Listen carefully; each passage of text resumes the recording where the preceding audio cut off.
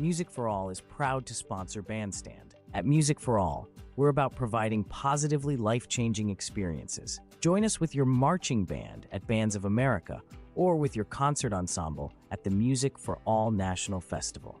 Students can audition for our honor ensembles or attend camp at the Music for All Summer Symposium, featuring the Sweetwater Director Academy, an amazing week of professional development for directors led by Dr. Nola Jones. Learn more at musicforall.org. Romeo Music is the leader in audio, video, music, and lighting technology for educators. With a combined nearly 200 years of experience, Romeo Music's subject matter experts understand the struggles that face teachers in today's music classrooms. With a laser focus on educational technology, Romeo Music provides a turnkey solution, everything from audio cables to on-site training. To learn more, visit www.romeomusic.net.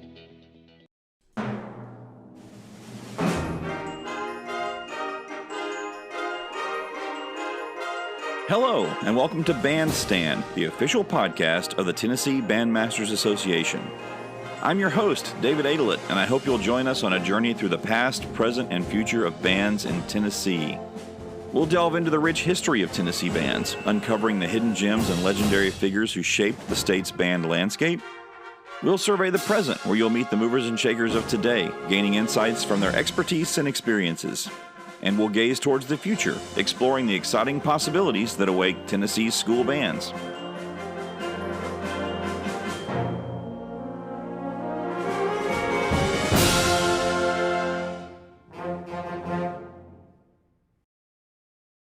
On this episode, I speak with the new TMEA Rural Band representatives.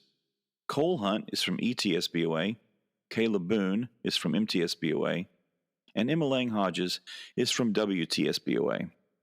We discuss what it's like to teach band in a rural area, TMEA's new rural initiative, and some of their personal experiences that have impacted them. I also ask them about their advice to young teachers. This is an exciting new committee, and as the Rural Schools Chair for TMEA, I'm excited about working with these great teachers. We're here with our TMEA rural reps. We have Cole Hunt from ETSBOA, Caleb Boone from MTSBOA, and Emma Lang Hodges from West Tennessee, from WTSBOA. I can never say WTSBOA. I screw that up all the time. All right, so you guys, welcome to the podcast. Thank you for having us. Yeah. Hey. Thanks so much. I'm looking forward to doing this. Well, the mission of Bandstand is to create connections across the state. So I want you all to spend a second talk about you, your story as a kid in band, your story through your educational experience, and then as a professional teacher. So we'll go east to west. So Cole Hunt, you're up. My name's Cole Hunt. I teach at Birchfield Elementary School in Scott County, Tennessee. I'm in my 16th year of teaching. I'm a product of the Sweetwater Band program in Sweetwater, Tennessee, that actually doesn't exist anymore. That program got cut last school year. And then I went on to Tennessee Tech and took a job here in Scott County, and I've spent my entire teaching career here. And I'm also the immediate past president of the Tennessee Secondary School Band Directors Association, TSSBDA, which is a group of mostly rural and smaller growing band programs. Okay. Caleb? Cool. I grew up here in Chapel Hill, where I live. I went to high school at Forest High School. It's a 7 through 12 school. And I am so fortunate to be able to be the director of that program now. I know that doesn't happen a lot, and I'm super thankful for that. But Mr. Billy Bateman was my band director, and it was super inspiring to me. But I feel like I'm kind of an anomaly because I actually didn't know I wanted to do music straight out of high school. I was kind of over it. So when I went to college, I was a math major for a few years and decided that was terrible. So I was like, junior in college, I was like, well, what else can I do? Because I got to graduate. So I went and changed my major to music, and it stuck, and it was, it's where I fit, and I fell back in love with it. So once I graduated from TSU in Nashville, came back down here, and I actually taught elementary music for 1 year, but then I took over the band program here at Forest, and I've been here this is my 7th year here. So yeah, I'm here. I'm loving it. I'm proud to represent the rural schools for sure. I'm excited to get this thing going. Very good. Okay, Emma. I grew up in Crockett County, and I knew in like eighth grade that I wanted to be a band director, and I quickly decided that Austin P was where I was gonna go. When I got out of West Tennessee, I really did not think that I was gonna come back. I was like, I'm gonna stay in Middle Tennessee forever. But right when I graduated college, my current job opened up, and I was like, that's it. So I went for it. I got it. It's a Title I school, super small, little district, and I love changing music in this little area. So it's a lot Mm, of fun. I hope to be here for as long as I can. that's great. Cole, I want to hear about the Sweetwater program, though. Can you give us some insight into what that was and what happened and that sort of thing? I mean, the program was decades old. My mother was in that program, and just kind of like any more rural area program, it ebbed and flowed. You had years where they were pretty big, and years where they were smaller. Uh, the biggest issue Sweetwater dealt with was the high school belongs to Monroe County, and the feeder Sweetwater Junior High, which is right next door to the high school, belongs to the Sweetwater City Mm, school system. So they had issues coordinating, um, keeping a feeder program going. When I was in junior high, we would just walk across the parking lot, take band with the high school band director. Everybody saw it as a win-win. For a while, they would trade off and use the junior high's choir director to teach high school choir. And really, when they moved to block mm, scheduling is when it all kind of fell apart, um, because it was harder to schedule the middle school band program. That was after I had left. But my high school band director, Miss Kayla Avery, just retired. She hit her 30 years of teaching, and they just didn't hire anyone to replace her. So, and they kind of started um, cannibalizing the band room and all the other stuff before she was even out the door. Um, they have the school librarian's trying to keep a pep band going. He's kind of a rock band guy, and they were allowed to keep enough stuff for a pep band. But I mean, we know how that goes. If it's not a functioning band program with a real band director, it's probably not going to have legs yep. for much longer. Yep. That's a sad state of affairs. That's something that I It think is. Arts Ed Tennessee is uh, trying to provide some support for this to help teachers and community leaders build coalitions that sort of prevent this kind of thing from happening so oftentimes what happens is when an association gets involved, it's sort of on the reactive side, and it happens like Caleb, you can talk about this with what's going on in your district too. It's this idea of coming in at the last minute and trying to fix something, and that's that maybe works once in a while. What's better is the idea of being proactive and creating that sense of uh, inertia before those problems come about. So hopefully we can get to a place where that becomes more of a model for us across the state. I'd like to hear about where you teach and the size of the district as much as you can give us. How many music courses are offered in K through 12? What your band programs are like. So again, we'll start with Cole. If you would just give us kind of a rundown of what your setup is. So Scott County Schools has 5 K-8 feeder schools that feed into Scott High School, and I'm at one of the K-8 feeders, so I teach band for 5th through 8th grade, and then I also do elementary music. I'm also an assistant principal because if you teach at a rural school long enough, they'll give you lots of stuff to do. Um, but uh, the other feeders are covered by two of my colleagues, Micah Phillips and Steve Rogers, and Dr. Ryan Hoffman teaches at Scott High School. The whole district, I think we have I think it's like 2,300 kids in the whole school Wow. system, maybe. Um, counting the high school and everything. And kids in band at last count, I think we have around 250 kids in band countywide. That's pretty solid for a percentage for 2,300 kids in the whole district. Yeah. Yeah, that's awesome. Yeah. Okay, Caleb. Yeah. So our district, I'm in Marshall County. There's three school, I guess you could call them units in the county. There's Cornersville, and then there's Lewisburg, and where I'm here in Chapel Hill. In Cornersville, they have a K through 5 school and then a 6 through 12 school. There is no band program there. I know they teach elementary music, and they had a music teacher. She retired. I'm not sure what they're doing right now, but there's no band program there. In Lewisburg, there's several schools. There's a K1, there's a 2-3 where my wife teaches. There's a 4-5-6. Or excuse me, yeah, 4-5-6. There's a middle school that is 7-8. Lewisburg Middle School, and then the high school is 9 through 12. That's our largest city in the county, which, kind of like you said earlier, Cole, it's not saying much, but numbers wise, I'm not sure how big their high school is. I think they're a 4A school when it comes to football. So, but yeah, their band program has struggled for a while. Just the turnover there has been kind of crazy, but there's virtually no support for those band programs there, and that's kind of what David kind of mentioned earlier.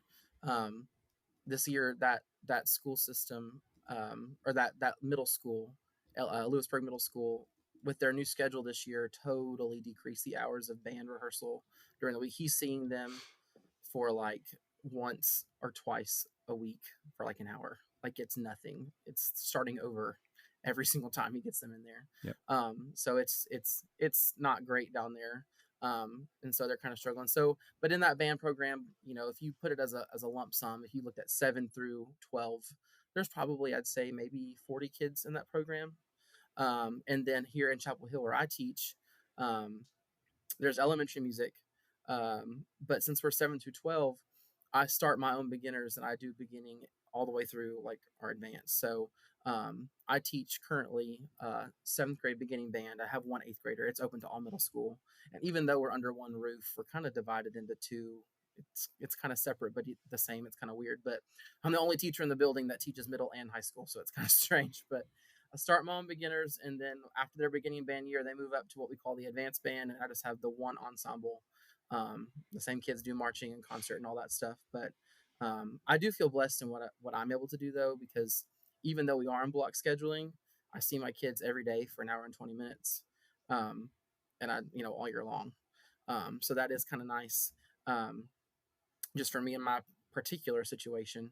But our school's got about 800 kids, 7 through 12. So I think we're probably around that same, 2,300-ish district-wide number, about, if I had to guess.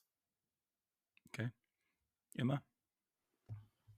So I work at Trenton Special School District. It's in Gibson County, but we function separately from the county. So the only schools are Trenton Elementary School, Trenton Rosenwald Middle School, and Peabody High School. So I have one feeder. They come straight to me. Then they go straight to the high school. My school, the middle school, is grades 5 through 8. So I teach general music to 5th grade, and then beginning band in 6th grade, and then 7th and 8th grade is combined. Our grades average about 90 to 100 students throughout the whole district. I'm averaging right now, I think, between like 25 and 50% in band. Solid. Obviously, like, as they continue to go, we are going to lose some. That's just the nature of it. But for the past 3 years, I've started around 50 students. So I'm really proud of that. I would like to figure out how to retain them a little bit more. Mm-hmm. But overall, it's a great situation. I see my students 4 days a week. I do give up the one day, kind of just trying to not make them choose between band and STEM.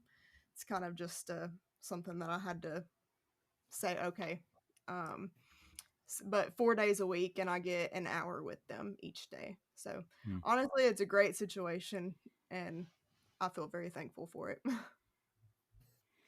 I mean, all of you were doing things, I think, outside of band. Cole, you teach elementary music. Caleb, you talked about elementary music. Were you all prepared for those? When you were an undergrad, were you preparing for that, or is that something you had to learn on the fly? Because that's a whole other ballgame, elementary music. That's the Lord's work, you know? So at Austin P, I was very, very fortunate enough to have Dr. Michael Chandler as my elementary music teacher, and he's amazing. I don't know if you know him or anything about him, but he is one of the people that teaches ORF like throughout the country. So he's really, really good. Without him, I would not feel confident in it at all. Um, and it's definitely still not my thing. So I have to make myself getting the emotion of it for them, I guess. Fifth graders just aren't my my strong point, but I'm working on it. So I try to use my Dr. Chandler isms in everything that I do. That's great. I felt pretty prepared to do elementary music. I actually had an elementary placement as part of my student teaching. I was at Uffelman Elementary that doesn't exist anymore out in Monterey, Tennessee. And I had a placement there for half my student teaching, and then the rest was with Carol Gocher out in Jackson County. Yeah, I was unprepared. when I had my eyes on high school band the whole way through. When I finally decided to go to music, I'm like, all right, I'm going to be a high school band director. And, I am now, but I student taught. I don't know how I got away with it. My first semester, I student taught here at Forest. And then the second semester, I student taught at Overton High School in Nashville, talk about culture shock. But both of those, they're high school. And then when I got out, they picked somebody else for whenever Mr. Raymond retired. And, that's at that point, it's like, all right, you just got to do what's open. And so I was applying everywhere. And I got my first job at Randolph Howell Elementary School in Columbia. And that was, yes, I don't know how else to say it, but I was unprepared. Now I did end up really enjoying it.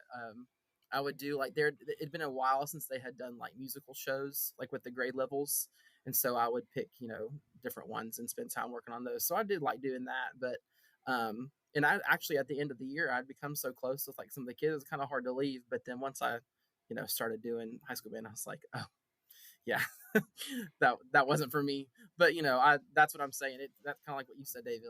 It takes a special kind of person to enjoy and to be good at that. So I have so much respect for those elementary music teachers. Do you think we do a good enough job preparing folks and undergrads for this? I think at least this is my experience. I don't know. I went to Tennessee State University in Nashville, and that's a unique experience in and of itself. But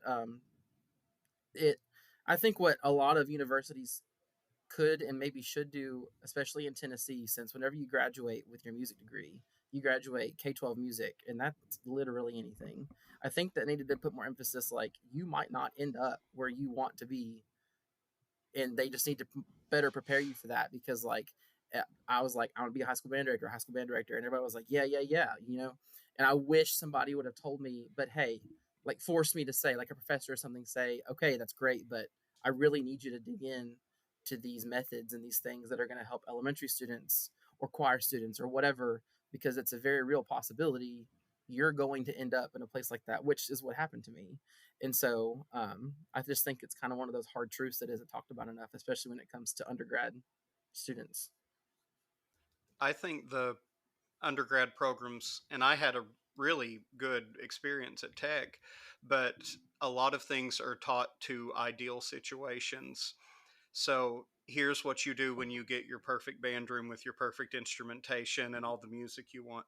And there's not a lot of what do you do when you get somewhere and there's nothing. I had to build my band program from the bottom up, and there's not too much of that that's being taught. I think it's touched on, and hopefully maybe it's touched on more. I've been out of college a while, but a lot of things are taught with when you get that elite wind right. conducting when you're doing Lincolnshire Posey with your freshman band. Yeah, right.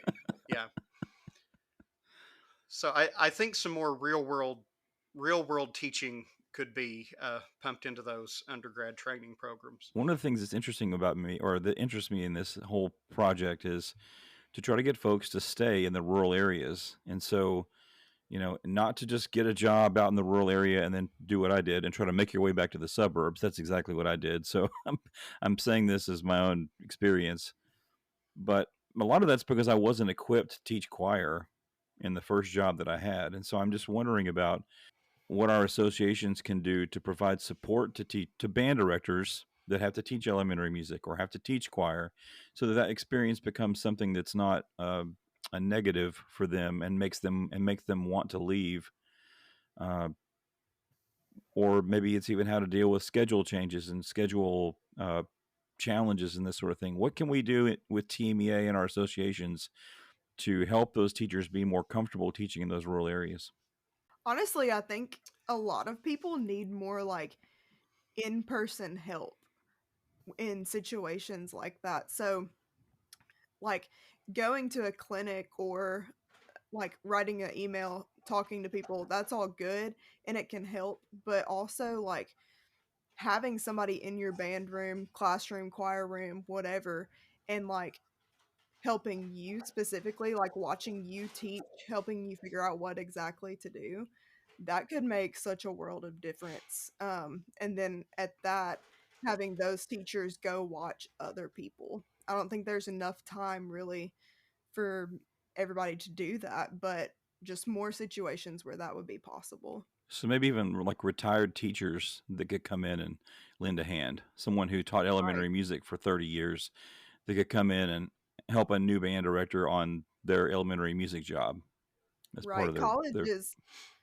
College is just not enough time to learn every single thing. You could go to the best college ever, and there's just not enough time to learn everything. Honestly, I feel like you would need at least 10 years to learn every single little thing that you need to the best of your ability, but 100%. just having somebody help you would be most beneficial, I think.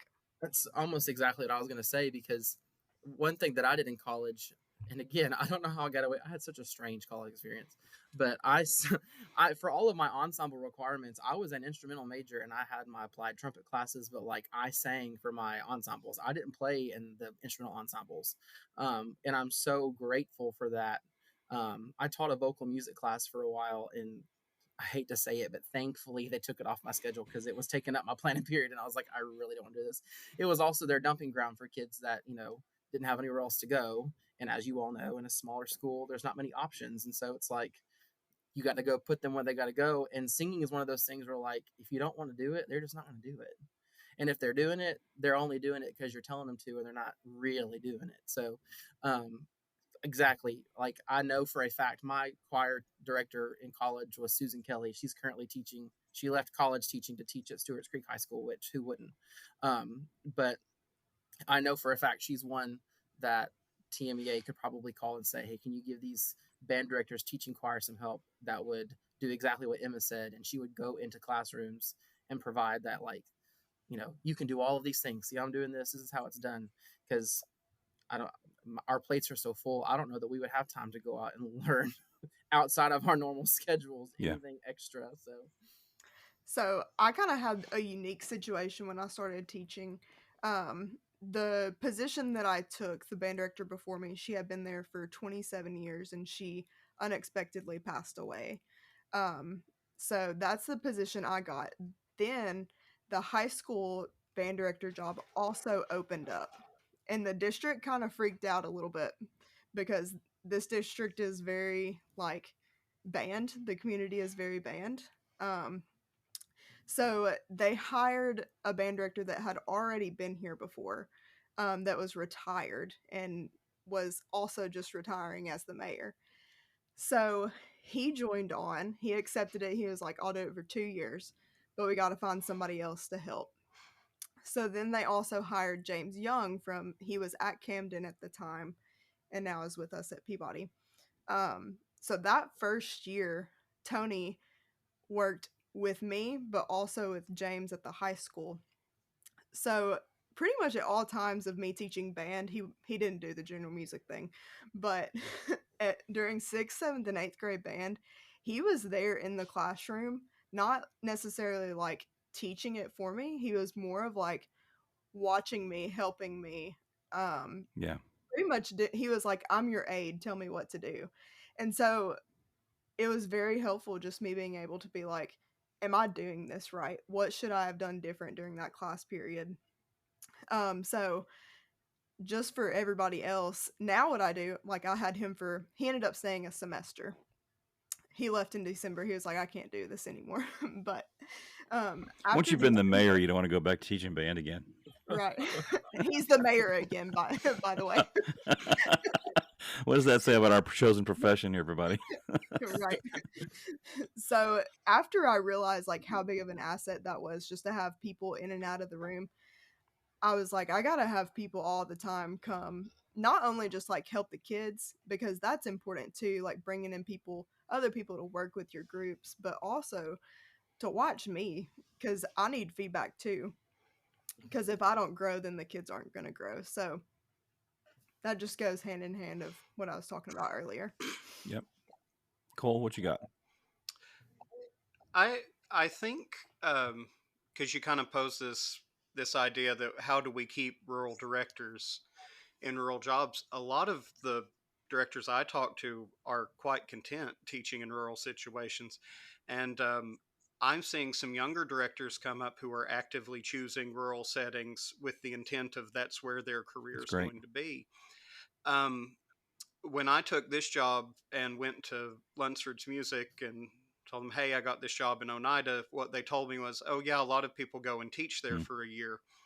And a lot of times these rural settings can be where someone goes to wait out for their next job. But there's a lot of directors who are very actively making the choice to teach in these communities. I'm one of them. I'll always teach in a rural setting. So I think if we're looking at mentorship as something that's a need, I think the mentors need to be seasoned rural directors. There's a lot of great band directors that live on completely different planets than the one I teach on that quite frankly couldn't offer me a lot coming into my classroom because they would have no clue. Um, you know, my year operating budget is the equivalent of like 2 or 3 kids' band fees in some other band programs. So I think it has to be relevant mentorship.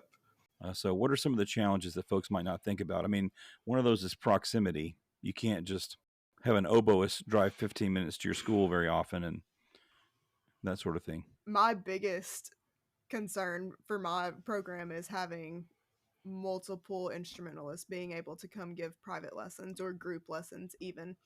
I feel like there's a lot of like retired musicians in my area, and I feel like almost all of them play trumpet. That's what I play. So I do 99% of my private lessons for my kids that do honor bands and stuff.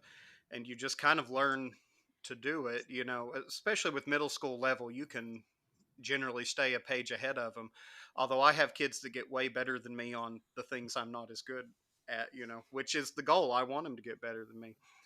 But you kind of have to learn what I've done when I've been able to bring in someone else, like one of my colleagues that teaches percussion. I always talk to him after the lesson. Okay, what did you all go over? What was the problem they were having? How did you fix it? Because then I can take that and then hopefully fix it the next time when I don't have access to that teacher. I think one of the biggest challenges for me is like since I start my own kids here in 7th grade, we don't have the instrument. I'm probably going to list off a laundry list. It's going to sound terrible, but like we don't have like an instrument inventory where we can provide all these kids with instruments. And like being in a rural community, it's just more natural. Like the money's just not there, you know? So pretty much all of my beginners, I have 23 beginners this year, and they are all renting their own instruments. And so you run into a problem like you're not starting kids on tuba. You're very often not starting kids on French horn. It's the most expensive rental horn. Like, you know, so you kind of have to somehow convince or hope that somebody will switch and be what you need for your instrumentation or whatever. And so kind of going beyond that, they're beginners. Just today, this is our first day back with kids today from the break, and I told them, okay guys, we're in our next semester. Like, I know that it's far off still, but we got to start talking about the spring and the summer and when marching band starts up, because you'll be able to move up to that soon. And then you got to start talking about band fees and all that stuff. And it's just like, we try to keep our band fees low, and to be rural, we stay competitive. That's just kind of our culture. And so like we have a pretty high budget just so that we have everything we need to compete, and we have to fundraise like crazy and get sponsorships, and I think that's a struggle everywhere. But when you have numbers, the money comes a little bit easier sometimes, and you just kind of have to beg as graciously as you can, for everybody to help. But money's a big one, especially when it's nothing's coming from the district, especially. So that's a pretty obvious challenge, but that's really honestly probably one of the bigger ones that we have. Another challenge, I think, is you kind of have to define success for your program differently than a lot of other programs do. You can't look at it as we have to go to, XYZ events that every other band can. You have to look at it as what can we do?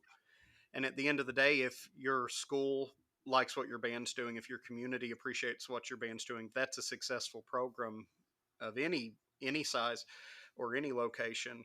But I think for rural programs, it's really hard to kind of fall in those looking for a better word than depression, but when you see like, oh, all my colleagues are doing this, Yeah. this parade, this event, this whatever, and it's like we can't even afford to go to those things. So you have to start looking at, well, what did we do, and what have you done within your own school walls that's worthwhile. And ultimately, you're giving kids a musical experience Yeah. that shapes their life. Right. That's the important thing. And even though I taught it, I was at Franklin High School for a long time. That was still my aim. We did the things, but my aim was that when kids walk across the stage of graduation, that they are an advocate for music education, and their families too. And I tried to ensure that happened by providing them with a great experience. And certainly we were very fortunate to have access to a lot of resources that would allow us to do some things that were, more scaled up or whatever. But that doesn't mean that they're more successful than a band program that scrapes and works hard to play a grade 3 at concert festival. It's really more about how far you travel than it is where you end up. And I hope that that's something that people understand. Yeah, I read on Facebook recently, it was Randall Standridge, and he said excellence has no zip code. And I was like, I really like that. Like, because kind of like what you said, I had Joel Denton come work with my group a couple of years ago before I went to CPA. And one of the things he said, he was like, you're not taking a grade 6 and it doesn't matter. He was like, none of that matters. He's like, these kids are making music. They're doing a great job. Like, and that's what it's about. It's about the kids always. So, as long as it's student centered, whatever challenges there are, and there, like I said, there's a laundry list, but as long as that's at the priority of it all. Yeah, I love what you said, Cole, about that. It's, I've seen groups play grade 6 at concert festival, and it'd be one of the least musical experiences I've ever had in my life. And I've seen a little freshman band or a little 8th grade band come out and play grade 2, and it was incredibly heartwarming and musical and expressive. And I'd rather hear that all day long than some sterile, overly worked up Lincolnshire Posey interpretation. You know what I mean? Now I'm just soapboxing even more. I'll cut all this out because it sounds dumb. All right, so let's talk about advantages. I think the biggest advantage is the relationships. Like, every kid, most of their family. I have kids now that I'm on, like, the third or fourth sibling in a same family. And you make those connections that I think just run a little deeper. When you pick up your food from McDonald's, they call you by name without them knowing. It's that small town. Those small town relationships are really nice. The downside is you can't go to Walmart without getting pointed at. But Accurate. so I live 2 minutes from my school. Um, my wife teaches in Rocky Top, which is about half an hour away, and I see the extreme advantage she has in that we can go out to town and she's not clocked as fast as we are. But there are those nice things. When I was student teaching with Carol Gocher, he needed some parts to fix his drum harnesses. And we ran over to the hardware store and he picks out all the bolts and screws and stuff and he goes to the counter and puts them down. And the guy throws them in a bag, hands them to him. Carol gets out his wallet and the guy goes, no, no, no, no, no. And we left and Carol said, I've never paid for anything in that store because they know he's the band director and they just. So where you lack in the funding and just the money in the community, you will see that community rise up and support those kids in a really nice way. I was just going to say pretty much what you just said. The relationships are unmatched. Like, I remember it was last year we had a contest. We were going to Alcoa, which is, I know that's an east. And it was like 3.5 hour drive for us. And we weren't going to stay the night, but our bus garage told us, well, the way that the ruling works for like the bus drivers, they have to have their downtime. So we ended up being required to stay. And I'm like, well, darn it. So I called up the Alumni Association. I was like, we need this much money to stay the night. And I don't know where it's coming from. And they're like, we got you a check. It's like, I don't know of much other places that you can just do that, So relationships are a huge one, and not just the relationships that are beneficial in those kinds of ways, but like I will say, like my booster club, my band parents, I'm able to know pretty much all of them on a much closer level than if I were to have 120 band kids in my program. Like there'd be no way I could get to know all of them. And I feel like I have a relationship with pretty much all of my band parents to some extent. Some are closer than others, especially the ones that, are doing all your equipment and stuff all the time. But like I know my parents, and that's also specific, I feel like, to a smaller rural program. I think it's easier to get involved in the community and recognized in the community a little bit more. Like you don't have to fight between like 5 high schools with sponsorships or just doing like Right. community performances, anything like that. Like the community just supports you. It's a small town and they love it. And that just makes it really cool, really more of like a intimate family relationship type thing instead of a huge county or something. Yes. Do you get a sense that you're able to have, I don't want to say a stronger impact, but an impact that's different than what kids in the suburbs get, where they have lacrosse and Quidditch club and all these different activities? Do you get a sense that maybe you have opportunity for more of an impact? Absolutely. I think like when the schools are smaller, you also have the opportunity to support those students a little bit more. So I do enjoy watching sports and stuff. So, and my now husband is a coach. So, I go to pretty much all the sports games and like supporting those kids in those areas. They love that stuff. And it's a small town, so they're a small school. They're going to be involved in all of it, not just one thing. So, I think it benefits a lot. Yeah. I like how in my classes, because, as band directors, you don't always teach band all the time. I teach a general music class. Just today, I started 34 students in my first block general music class. But, a couple of them are in band. The rest of them are kids I've never had before. Of course, they know who I am just because I'm the band teacher, But getting to know those students throughout the semester, every time I have a new class, what the sport they play. They talk to you about, hey, what's the band gonna play this Friday night? What in Alaska? What do you like us to play? What do you want us to hear in the stands? So you're able, I feel like, to make a bigger impact on students that aren't just your band students, because you're able to kind of establish and maintain the relationships with the students in your school because you see them more often because there's not as many of them. I know I'll go back to when a student taught at Overton. The however many thousand students that went to school there. I'm just like, I don't know where they come from every day. Like they just kind of show up and they disappear. I'll have kids in class here at Forest and then I'll see them 5 more times throughout the day just because they're only 300 feet away at all times, So, it's easier to connect with a lot more students that aren't just your band kids.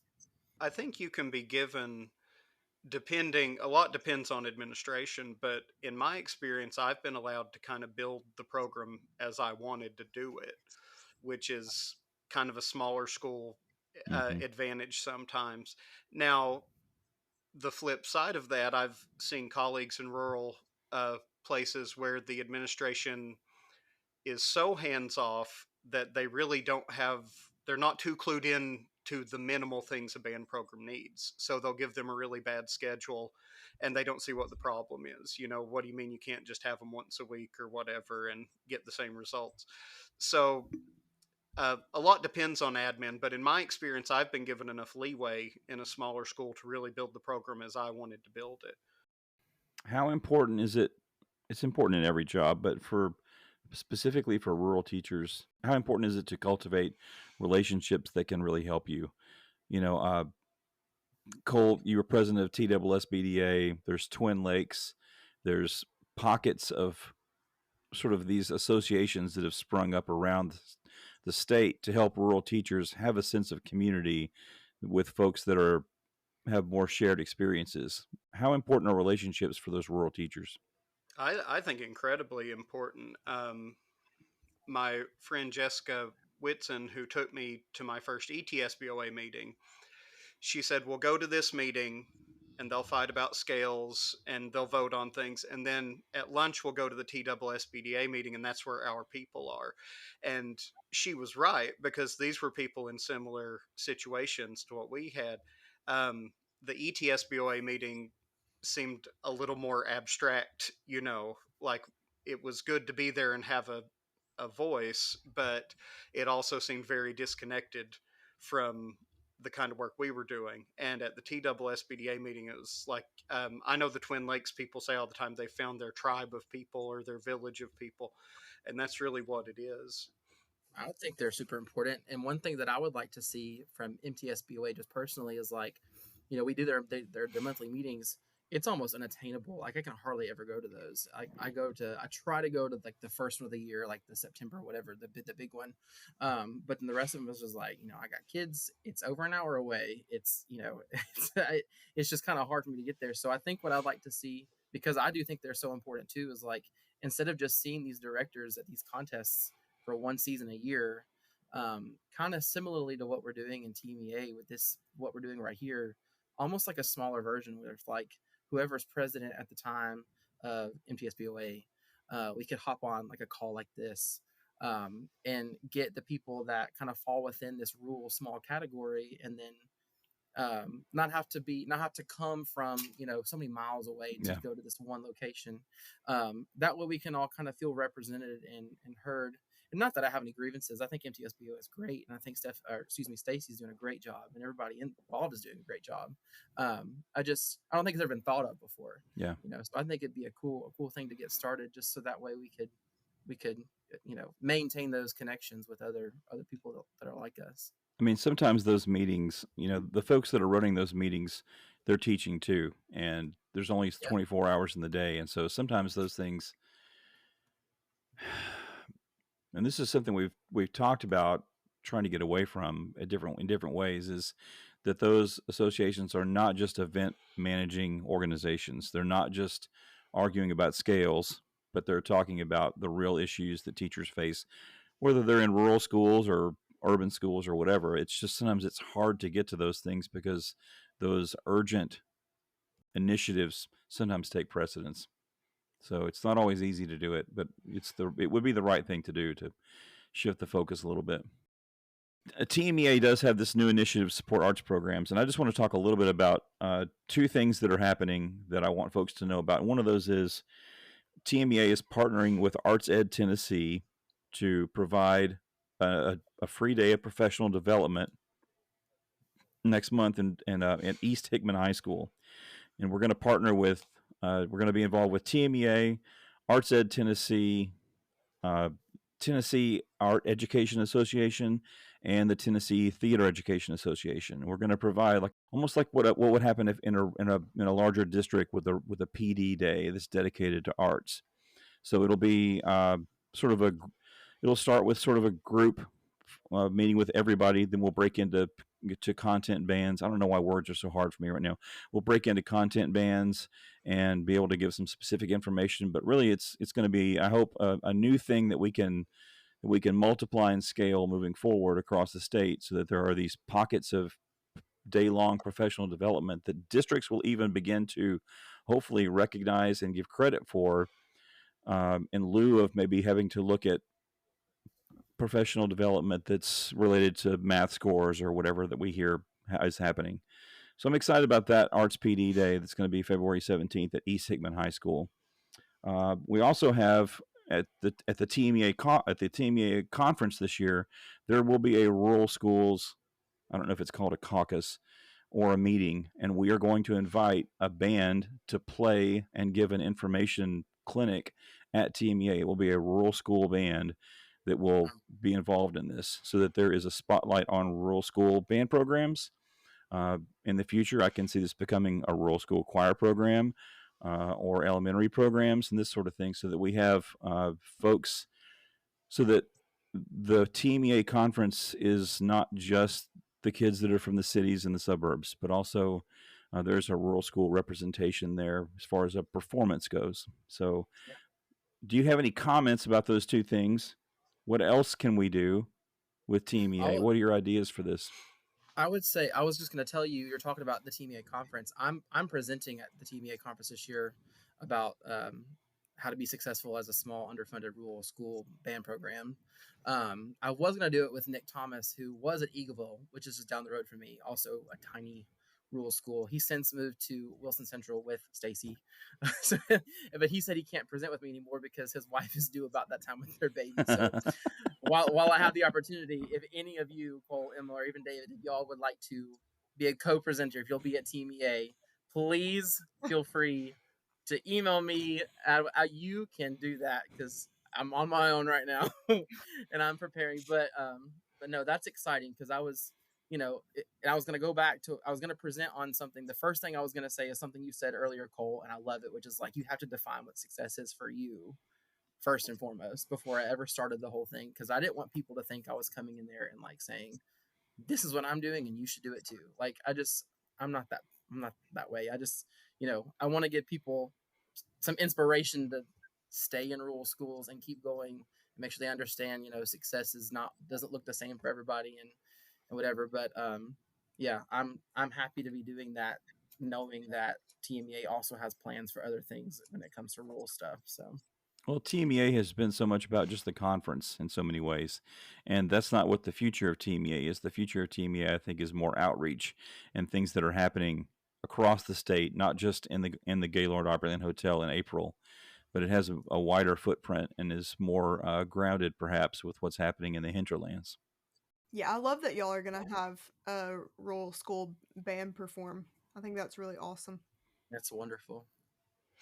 That'll get those kids they'll feel represented well. I mean, I know we just had mid-state. I'm sure you guys just had your own regional honor band auditions, and I only had like 8 kids audition, maybe 7 or so, and one of mine made first chair silver band, bass clarinet. But you look at the other schools and you look at the results, and it's like, yes, the same school listed 20 times. I'm going to plot all those on a map, by the way. That's one of my projects when I get sort of some time, is to take the result. Once West Tennessee is done with their auditions, I think that's this weekend, right, Emma? Well, it's supposed to be. Yeah, well, who knows with weather, but I'm gonna take all the results and plot it on a map. And what we're going to see is everything's going to be clustered around those high density population areas. Yeah. And I think graphically that will be impactful for people to see. Cole, what were you going to say? Well, one thing along these lines, one thing I'd like to see for every region is we need representation clauses for all of the clinics, junior and senior. That's such an easy way to address equity and accessibility to these events. And I got on this committee because I took a lot of issues with TMEA coming out and saying, we're leaving NAFME to help rural band directors. I don't think that's why. I think that's a nice thing to say. But I started contacting, well, you, David, and presidents of these various branches of our music ed Cole, I think our association, first conversation asking them was you yelling at me for about an hour. probably, yeah. And well, And I called Megan Christian and I said, you got to Well, make sure Cole Hunt is the TMEA rural rep for East Tennessee. well, when Megan asked me to be this person, I said, I'm in a really hateful place with the associations right now. And she said, I think that viewpoint would be valuable. But the truth of it is, at least the directors I network with in East Tennessee, the reason that they have left or just aren't coming back to ETSBOA or TMEA, it's not over NAFME dues. It's because the associations are not providing anything of value to these bands and their kids anymore. The fact that Twin Lakes and TSSBDA exist, TSSBDA is going on 40 years of existence now because there was a need for these directors not being addressed by the bigger associations. That's why these groups have sprung up. So I would like to see TMEA rise to its rhetoric here. If they want to support rural band directors, put a representation clause in for every single clinic to where every school has at least one kid at that event, even if none of them make it. And that's such an easy thing to do. And then the big thing, I think we should move to districts, but that's a big conversation that I don't think a lot of people are ready for. Do you have any personal stories that you'd like to communicate about your experience as a rural band director? I think for me, I don't have anything too specific, but, I think I'm just always touched when I have, it's not just rural band directors that have this. And I know Emma and Cole and David, you've all had kids do this for you, but like for Christmas this year, kids give you things like mugs, even gift cards, or just whatever, little snacks. The gift that meant the most to me this year was a little like stuffed animal gift card holder thing. You could tell it was meant to hold a gift card, but what it was holding was just like a handwritten note, and literally all it said was like, Mr. Boone, you've changed my life. This is the best thing that ever happened to me. I hope you have a Merry Christmas. And that's like as simple as it said. And like that meant more to me than any amount of money or anything that I could have gotten from a kid. Just knowing that they have somehow been positively impacted simply by, being in the program under my direction. Like that is the most touching thing. And I think that just shows that what we do is one of the most important things that anybody could do for these kids. And and that everybody that teaches in general, not just band, but we have such an impact on these kids. We don't even realize it sometimes. So I'll throw one in. I took my little middle school pep band to play at the, in quotes here, state championship football game. I think there's about 16 of them, but whatever we were up for. And we went down to this high school about 30 minutes away, and it was just freezing, like freezing cold out, and it starts like spitting sleety snow at us, and the kids are freezing, and we're trying to be there and be a presence. Halftime hits, and I said, you know what? We're going to get on the bus and go home. Like it has gotten really, really cold. We're just going to go home. So the kids are like soaked and freezing. We stop at McDonald's on the way back, and we get home early. So I just take them to the band room, put on a movie till their parents get there. And this one kid's sitting on the floor, and he pulls a Big Mac out of his coat that he had stowed away, and he opens it up to eat it, and he looks over at me, and he said, "This has been the best day." And and from my point of view, no, it had not been. But to this kid, he had the best time. And I think that's what we have to remember is like, while we're just there going through the motions, they might be having the time of their life. That's profound, Cole. That's great. Emma, you got anything? I feel like I haven't taught long enough to have any good ones. This is only year 4. I feel kind of the same. I was like, I don't know. Well, we have to have you back on, Emma. When you have one of these things, just let me know. We'll call everybody back in and do another one. Got it. What's your message to young directors? I kind of said it earlier, kind of hinted at it, but I always say it, and it's always ask for help. There's no reason in sitting there and just making up an answer or assuming that you're doing everything right. Like, just call somebody, ask them for help, have them come in your classroom, help you, send them a video, do something. There's so many willing people to help you. Yes. I think I would say, and mine's kind of double two-parted, but like always or never be afraid to do what you want within reason. Like, you know, I want to take my favorite grade 5 piece of band music to CPA and like would attempt it, but I'm not gonna set my kids up for failure like that, you know? So Play it like, on the spring concert. yeah, exactly. So, you know, do what you want within reason. Don't be afraid to do the things that you want your program to do. And if you think that it's going to be something that your kids benefit from, well, then do it. You know, it's your program. Just do it. My advice for young teachers is going to be twofold.